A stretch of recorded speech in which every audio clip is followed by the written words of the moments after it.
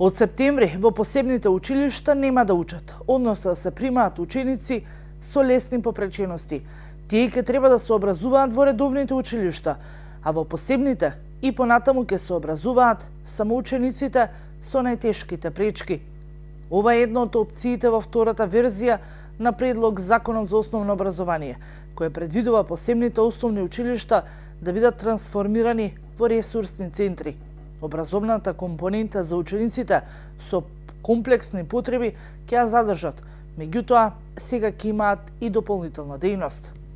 Оние кои што се бават, например, паралелките за образование на ученици со аутизам, да бидат ресурсен центар во однос на оваа категорија кој што до сега ја вршат. Они ќе имат истата таа улога, ќе се надградуваат, ќе се градат во ресурсен центар и ќе дават советодавна и улога и во однос на редовните училишта, оному кој што има деца со аутизам, аутистичен спектар, што не исклучува можноста да вршат и настава, значи основната дејност е настава за оние ученици со аутизам кои што не може да следат настава, а оние кои што може да следат настава според препораките на МКФ комисиите, ќе бидат во редовните училишта, ама ќе имат и советодавна улога од страна на овие центри.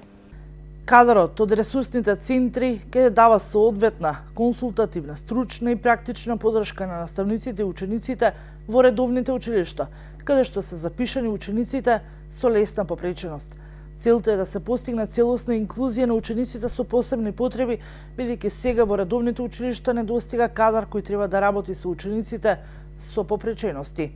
Ние сме врзани со одреден тајминг, значи ние ова планираме да отпочне следниот септември од следната учебна година. Интензивно бирото во договор со Бирото за развој на образованието, главната обука која што ќе бидат интензивно обучувани сите наставници во државата, ќе биде обуката за индивидуелен образовен план. Без разлика, значи учениците каква функционалност имаат, индивидуалниот образовен план мора да се прави за секое дете.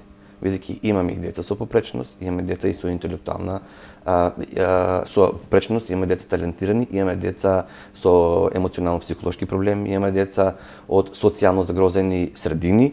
Значи, секоја дете според својата функционалност, според она што може да го научи од генералната програма, наставна програма, а ќе има само една наставна генерална програма. Нема да има како досега адаптирани, и ако се адаптирани беа, меѓутоа не одговара апсолутно на функционалноста на категориите за кои што беа адаптирани.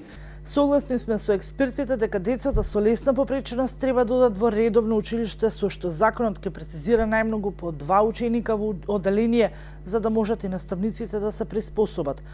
Меѓутоа, и општините треба да учествуваат повеќе да се покриваат училиштата со кадар. Мора да знаеме докаде ни се можностите, за да на сите овие групи им овозможиме се што им е потребно од кадар и да ги составиме тимовите.